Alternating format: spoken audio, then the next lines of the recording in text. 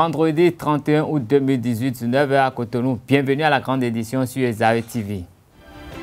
La 5e mandature du Conseil national du patronat de la presse et de l'audiovisuel était en assemblée générale ce matin. Des détails à suivre. Bientôt la rentrée scolaire, les stands de vente de fournitures scolaires se dressent partout à Cotonou et environ. L'ambiance des affaires sur ces lieux dans ce 19h.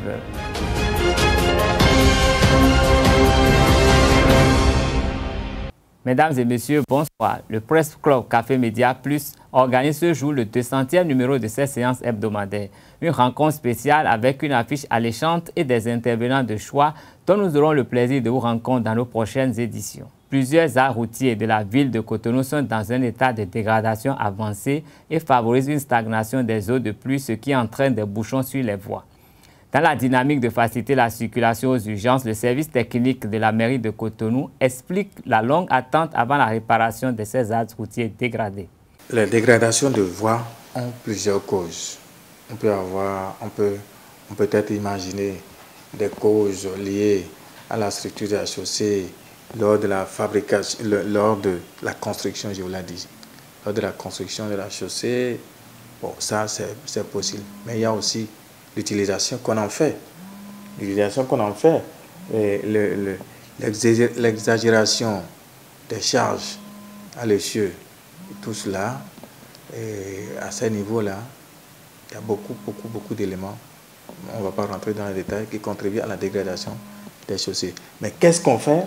C'est plutôt la question.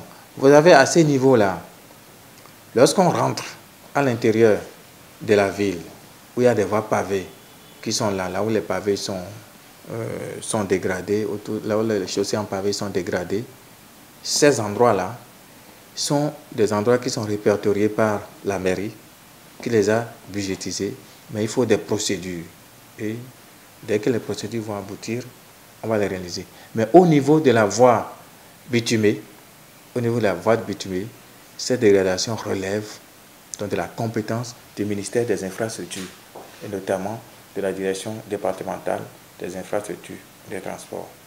Là aussi, vous aurez constaté qu'ils ont travaillé plusieurs fois. Et lorsque les chaussées commencent par se dégrader, lorsqu'on commence par faire les PTB, les pointes à temps bitume, lorsqu'on commence par les faire, on rentre dans un cycle infernal de dégradation. Donc, maintenant, les solutions durables nécessitent les grands moyens.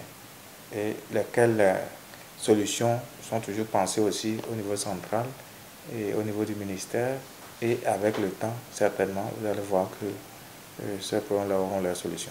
La rentrée scolaire est une opportunité d'affaires pour certains commerçants de fournitures scolaires qui en profitent pour augmenter leur chiffre d'affaires. Vu la morosité économique, les clients ne se bousculent pas sur les stands. Les choses semblent ne pas aller comme d'habitude. La plupart des parents achètent à petits coups. Le constat de Geneviève Deguelo. Annoncé pour démarrer le lundi 17 septembre 2018, la rentrée scolaire implique organisation et préparatifs. À cet effet, les petits plats sont mis dans les grands pour garantir une rentrée des classes réunies. Installés un peu partout dans la ville de Cotonou et alentour, les stands de vente de fournitures scolaires reçoivent la visite de quelques parents d'élèves et ceci pour le bonheur des vendeurs d'articles scolaires. Nous sommes les fabricants. Nous avons une imprimerie. Ça se passe bien. Bon. Et ici, on fait le détail. Et puis au premier étage, on fait le gros. Donc ici, c'est la distribution. Attendez, nos prix sont abordables. Les parents ne se plaignent pas des prix. On fait des prix promotionnels. Et puis, vous savez, c'est des produits béninois. Aucun parent ne pourra se plaindre de nous. Parce que tout est à la portée des parents. C'est des prix à la portée de la population aussi. Actuellement, tout est nonchalant. La vente n'est pas encore effective en tant que telle. Les clients ne sortent pas. Ils attendent sûrement les derniers jours pour sortir. Par moment, il y a des gens qui viennent demander les prix surtout et promettent de revenir acheter. Là maintenant, les gens ne sortent pas. Ils ne sortent pas. Donc, on ne peut pas dire aujourd'hui on peut avoir 50 000, 30 000. Non, on ne peut pas dire ça. Si éventuellement on vendait, on aurait des bénéfices. Je crois, hein. Mais de toutes les façons, quand il y a une vente, il y a forcément bénéfice. Actuellement, les cahiers sont moins chers sur le marché. Partout, les trucs sont moins chers. Donc, c'est accessible à tout le monde. L'avant cette année, pour le moment, les gens n'ont pas encore commencé à acheter les fournitures quand même. Certains viennent demander les prix. Mais cette année, en tout cas, on prie Dieu pour qu'on puisse vendre. Mais tout le monde crie, il n'y a pas l'argent, que ça ne va pas. On s'en sort un peu. On trouve ce qu'on cherche un peu quand même. Pas trop, mais on trouve un peu. Si à la vente, on peut vendre quelque chose de 30, 50 par jour. Si pour le compte de la rentrée académique 2018-2019, certains responsables de standards de vente de fournitures scolaires se frottent déjà les mains, pour d'autres, la morosité économique prononcée ne leur permet pas de préparer comme il se doit la rentrée de leurs enfants. La poche est un peu vide. J'attends mon salaire pour commencer par acheter. Les moyens, bon, c'est pas facile, mais ça va aller. Ça va aller, je vais acheter. Les moyens ne sont pas prêts, mais on essaie quand même de faire. Il n'y a pas les moyens pour acheter en gros, mais j'aimerais acheter ça en détail. Si vous demandez les prix des fournitures, les prix sont abordables. On a déjà commencé par acheter les fournitures de la rentrée peu à peu. C'est toujours les mêmes prix. Nous savons que nous sommes au Bénin, que les prix ne changent jamais. Si ça doit changer, c'est 50 francs ou 60 francs sur un paquet de cahiers, c'est fini. Les prix, ça varie par endroit. Il y a certains. Dans les stands, les prix sont figés. Mais ceux qui ont les boutiques, en plus de l'air d'hiver, ils essaient de payer quelques fournitures, quelques cahiers. Et là, pour ceux qui n'ont pas de moyens de déplacement, ils peuvent aller faire cela pour pouvoir payer leurs fournitures. Souvent, dans ces endroits, ils disposent seulement des cahiers, des gommes. Donc pour les premiers achats, si tu veux, si tu pars chez eux, tu peux trouver. Nous avons des stands ici simplement. Par exemple, je suis en train de rechercher un document Gado par exemple, je ne trouve pas ça ici. Je dois aller sur un autre stand pour voir si je peux retrouver Gado là. Donc si je trouve, j'en prends. Bon, pour les moyens, on se débrouille. Comme c'est les vacances, il faut essayer de faire les jobs de vacances. Si vous trouvez un peu, vous venez acheter quelques cahiers. Là, bon, vous finissez. Bon, comme il n'y a pas assez de moyens, si on trouve un peu, il faut payer un peu. Là, on finit par réunir tout. Moi, je veux qu'il augmente un peu le temps. Ou bien le 3 comme ça. Les gens disaient qu'on va commencer le 28, je ne sais pas, ou bien le 15. C'est ce que j'attends. Mais il voulait qu'il n'a qu'à nous donner un peu de temps jusqu'à le 3, sur le prochain. Là, ça serait bon. Ça va nous donner aussi de bien reposer et chercher le moyen pour acheter les trucs. Entre le souhait du gouvernement quant à un démarrage effectif de la rentrée à bonne date et les difficultés économiques que rencontrent les parents d'élèves béninois, il conviendrait peut-être de trouver un consensus pour favoriser une belle rentrée scolaire. Avis est donc lancé au gouvernement béninois, à qui revient le dernier mot. La suspension de la répression contre les motos non immatriculées par le gouvernement donne un ouf de soulagement aux populations. Mais cette dernière s'inquiète de la célérité du travail au niveau de l'Agence nationale de transport terrestre de l'Atlantique et du littoral. Le chef service explique le mode opératoire de son agence pour satisfaire les citoyens. Il est au micro de Elie Afoula et de Christian Thomaï maintenant. Démarré le vendredi 24 août 2018, la répression contre les motos non immatriculées à Cotonou est momentanément suspendue pour permettre à la population de se conformer à la loi. Ainsi en a décidé le gouvernement à travers le communiqué du ministre de l'Intérieur et de la Sécurité publique qui annonce qu'un moratoire de 3 mois est accordé aux motocyclistes retardataires pour se conformer à la réglementation en vigueur. Malgré ce moratoire, les populations se plaignent de la lenteur et de l'inorganisation du travail au niveau de l'Agence nationale des transports terrestres. Ces dernières estiment que les 3 mois sont insuffisants pour permettre à tous ceux qui ne sont pas en norme de se conformer. Pour faire le rang là, on travaille quelque part.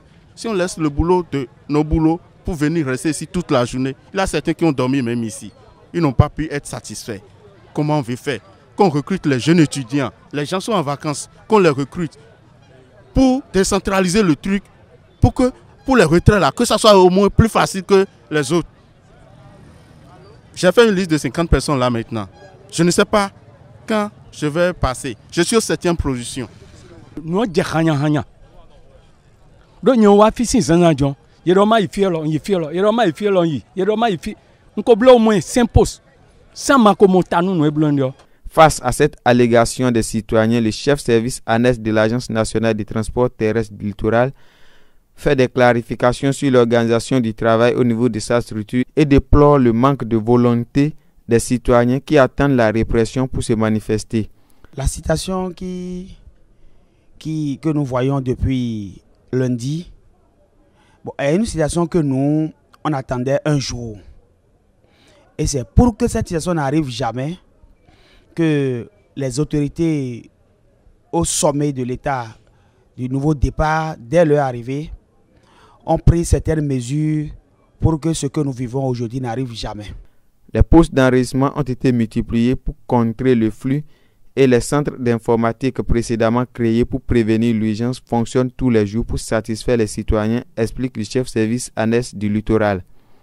Le directeur général de l'Agence nationale des transports terrestres, M. Agbeva, a dépêché dans tout le pays, notamment dans les arrondissements, des équipes pour aller au contact des populations afin de leur faire immatriculer leurs motos sur place.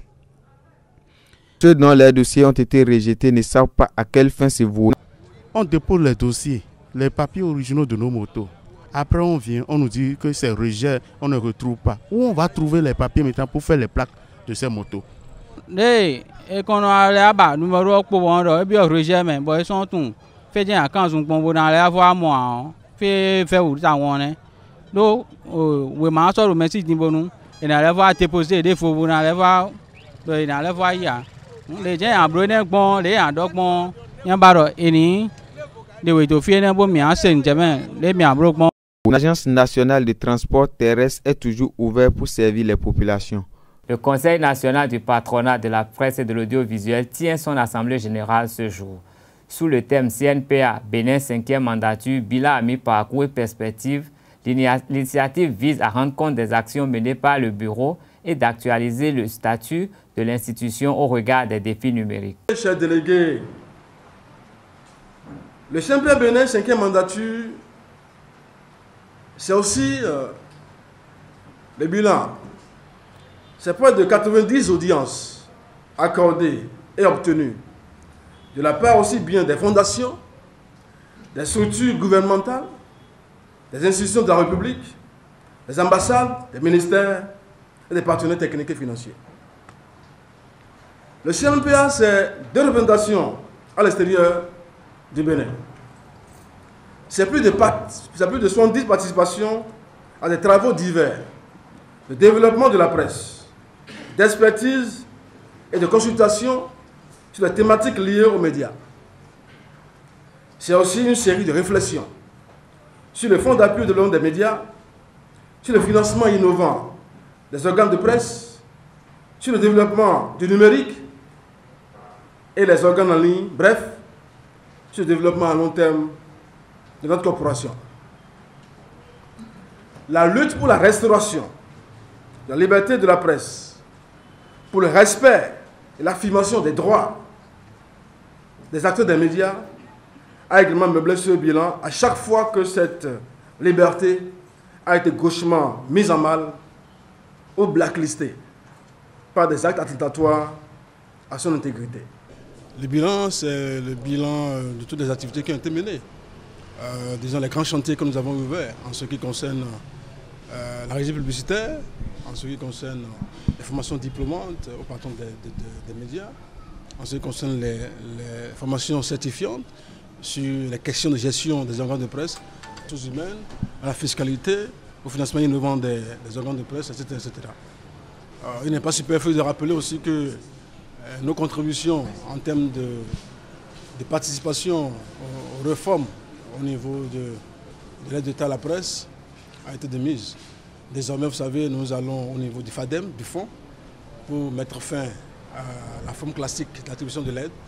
Donc, ça va être des choses auxquelles le CNPA a participé. L'autre chose, c'est la nouvelle convention collective qui régit le monde de la presse. La nouvelle convention, le CNPA n'en pris pas et a défini d'autres critères de rétribution des professionnels des médias. Le chantier de la médiamétrie, elle est là. Le chantier de la centrale d'achat aussi est là. C'est l'ensemble des chantiers qui sont en train d'être ouverts, sur lesquels nous avons lui a posé de petits pas, quitte à continuer. Et la fixation, c'est d'abord 2019, où on passe de l'analogique au numérique. La fixation, c'est aussi la mise en place effective du fonds, la dotation du fonds, le démarrage des activités du fonds.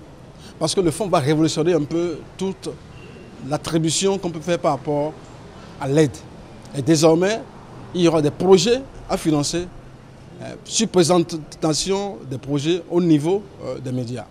Donc le fonds permet de carrément changer la donne aujourd'hui. C'est-à-dire que le fonds permet d'avoir des projets structurants dans la corporation. Des projets de développement des médias. Les grands groupes de presse, l'élément de centrale d'achat dont je vous ai parlé, c'est possible que si seulement si on a le fonds. Et en cela, le gouvernement est en train de nous observer, mais nous sommes pratiquement prêts. En prélude à la rencontre Bénin-Togo comptant pour la deuxième journée des éliminatoires de la CAN 2019, les écureuils du Bénin démarrent leur stade de préparation ce lundi. Le sélectionneur national Michel Dussieux a fait l'annonce hier au cours d'une conférence de presse. Il est au micro de Larios Adiagbeno. Le rassemblement débutera lundi. À midi, nous avons rendez-vous donc dans un hôtel de la place avec une petite séance d'entraînement dès le lundi après-midi. Ensuite, je ferai passer le programme d'entraînement de la semaine. Mais je voudrais aussi que vous m'aidiez. Moi, j'ai un devoir de communication et je sais que je dois aussi rendre à chaque fois, répondre à vos questions, répondre à vos interrogations, être le plus ouvert vis-à-vis de la presse. Ça fait partie de mon devoir de communication et je le fais avec plaisir. Enfin, pas tout. Il y a des fois, il y a moins de plaisir parce qu'il y a de la colère après les matchs, mais je le fais avec plaisir. Sur cette semaine d'entraînement, je veux aménager des moments où il y a des séances qui seront à huis clos. C'est-à-dire que les séances de travail, on prépare un match contre le Togo. Vous me suivez? Donc je n'ai pas envie que ce soit ouvert au public, je n'ai pas envie que les informations fuitent sur ce que l'on est en train de préparer par rapport à notre match. Donc il y a des séances qui seront ouvertes, il y a des séances qui seront fermées. Donc pardon, acceptez. S'il vous plaît. Même je sais que pour le public aussi, c'est frustrant. Ils sont dans l'attente de voir leur équipe nationale s'entraîner. Donc, on va juste essayer de faire un calendrier de façon à ce que tout le monde soit satisfait par rapport à ça. Le match à Lomé donc, est prévu pour dimanche après-midi. On va travailler ici à Cotonou. Donc, le match est prévu sur le stade municipal de Lomé. C'est un terrain synthétique. Donc, je réponds avant à la question que vous allez me poser peut-être en fin de semaine. Il y a deux écoles de gestion par rapport à l'approche d'un match sur terrain synthétique. Celle de se dire, bon, on fait toute la semaine sur terrain synthétique pour s'habituer. Et celle qui est de se dire, c'est quelquefois difficile pour les organismes, les joueurs qui ne sont pas habitués. Ça peut avoir des incidences. Donc le deuxième choix, c'est celui que je retiens et celui que j'ai déjà pratiqué avec l'expérience nécessaire par rapport au recul que j'ai pu avoir. De commencer la semaine sur un terrain gazonné pour ménager un peu au niveau pour ménager un peu tout ce qui va être tendineux et articulaire chez les joueurs. Et ensuite faire 2 séances de reconnaissance, c'est-à-dire que le vendredi matin, nous irons travailler à Pleven et le samedi, c'est la reconnaissance. Donc nous irons travailler sur le terrain de match à Lomé. Donc c'est pour répondre par avance aux questions que vous ne manquerez pas de poser en disant « Ah, on joue sur synthétique et il s'entraîne sur gazon ». Donc je vous réponds par avance parce que c'est juste un problème physiologique par rapport aux incidences que ça peut avoir sur les joueurs. Donc pour terminer, le vendredi matin on s'entraîne, le vendredi après-midi on partira pour Lomé pour s'installer, prendre nos quartiers et faire la séance de reconnaissance le samedi et jouer le match le dimanche. À la fin de cette conférence de presse, les journalistes reporters sportifs béninois apprécient la liste de Michel Dussueux et la composition de son staff. À plus de 90% près, c'est une liste logique parce que pour le moment, c'est ce que nous avons. Il ne faut pas demander à un entraîneur de créer les joueurs, de fabriquer les joueurs, de faire du miracle. Je pense pour ma part que c'est vrai, il y a des choses à dire, il y a des critiques à porter, mais il a choisi ceux qui peuvent faire l'affaire pour le moment. Parce qu'une sélection nationale, un pays, on fait avec les gens du moment. Voilà, l'essentiel que je peux retenir pour le moment, c'est qu'à plus de 90%, Michel Dussueux a été un peu logique dans ce qu'il a fait. C'est vrai que ça fait un moment que l'équipe n'a pas joué depuis le départ de Oumar Tchoumogo, ce qui n'est pas forcément le cas du Togo, qui avait déjà une base solide. On a vu des semaines à l'avance la liste de Claude Leroy circuler également et nous parvenir sur les réseaux sociaux. Aujourd'hui, Michel fait un grand pas en nous expliquant la liste, les raisons pour lesquelles il a essayé de faire venir certains joueurs et non d'autres. Ça change déjà dans l'organisation de la sélection nationale parce qu'avec l'ancien encadrement technique, on n'avait pas ça. Après, tout le monde sait qu'un match contre le Togo, c'est très chaud. Déjà naturellement parce que c'est un pays voisin, c'est un derby comme on le dit. Après il y a un enjeu derrière, celui de se qualifier pour la CAN prochaine. Et puis on sait que ce sera encore plus chaud parce que le Togo dans ce groupe n'a encore engrangé le moindre point. Alors que nous on a déjà au moins 3 points grâce à notre victoire sur la Gambie. Et donc je pense que ce sera un match qui sera âprement joué. C'est vrai qu'il y aura de nouveaux joueurs, on va le dire comme ça, parce qu'il y a certains qui ne sont pas là. David Kiki qui est blessé, Imourou. Voilà. Et en attaque, des gens comme Désiré Azampo qui ne sont plus venus il y a un bon bout de temps. On ne connaît pas vraiment leur forme actuelle, mais on espère que Michel Dussueux fera l'effort de nous concocter une liste assez compétitive qui pourra peut-être faire douter les Togolais chez eux. Bon, a priori, il n'y a pas de grande surprise, surtout sur le nom de Moussala Toundi. Je pense que Moussala Toundi est un ancien international béninois, voilà, footballeur professionnel. Il a été en sélection nationale du Bénin. L'un des cadres de cette sélection, il a participé activement à la première qualification de 2004. Michel Dussueux le connaît, on va le dire, c'est vrai qu'il n'a pas eu vraiment sous ses ordres, véritablement, c'est sûr. Mais après, c'est un monsieur qu'il connaît. Donc, on ne fait qu'avec des gens qu'on connaît évidemment dans un staff. Parce que dans un staff, on a besoin de confiance. Il a martelé dans sa conférence de presse, il a besoin d'avoir confiance aux gens. Il a besoin d'avoir de la sérénité autour de lui. Donc voilà, le choix de Moussa Toundi ne se discute pas trop. On sait ce qu'il a fait, on connaît ses qualités. On sait qu'il peut apporter quand même quelque chose à cette sélection et apprendre beaucoup auprès du sélectionneur. Je ne veux préjuger de rien. Voilà. On attend de voir ce que ça va donner, de ce qu'ils sont capables d'apporter. On les jugera peut-être dans 6 mois ou à la fin de ces éliminatoires là, pour pouvoir dire le travail qu'ils ont pu faire. En sélection, on n'apprend pas à arrêter une balle ou à devenir meilleur gardien de but, c'est sûr. En sélection, on n'apprend pas à contrôler un ballon. En sélection, on vient parce qu'on a des aptitudes, on a l'effort. Et après, il faut gérer l'aspect psychologique, il faut gérer la préparation, évidemment, et tout ce qu'il y a autour d'une vraie gestion d'équipe. Donc, c'est à l'aune de cela qu'on jugera les performances de ce staff technique. Le préparateur physique, qui est un étranger, un compatriote français, je crois bien. Voilà, ce n'est pas une grande surprise non plus. Les expatriés font de la sorte souvent. J'espère qu'il va apporter mieux que son prédécesseur, qui pour moi n'était pas extraordinaire, si vous voyez ce que je veux dire. Bon, donc l'un mis dans l'autre. On espère que ce staff technique sera à la hauteur de la tâche. Je n'en doute pas trop. Mais bon, après, on les jugera que sur pièce, donc sur résultat. Pour boucler cette édition, annonçons que Claude Paki, le secrétaire général des Dragons de l'OM, vient d'être nommé secrétaire général par intérim de la Fédération béninoise de football. Ainsi se referme cette édition. Merci de rester fidèle au programme de Zaïre TV. Un seul réflexe, 3 doubles Zaïre TV.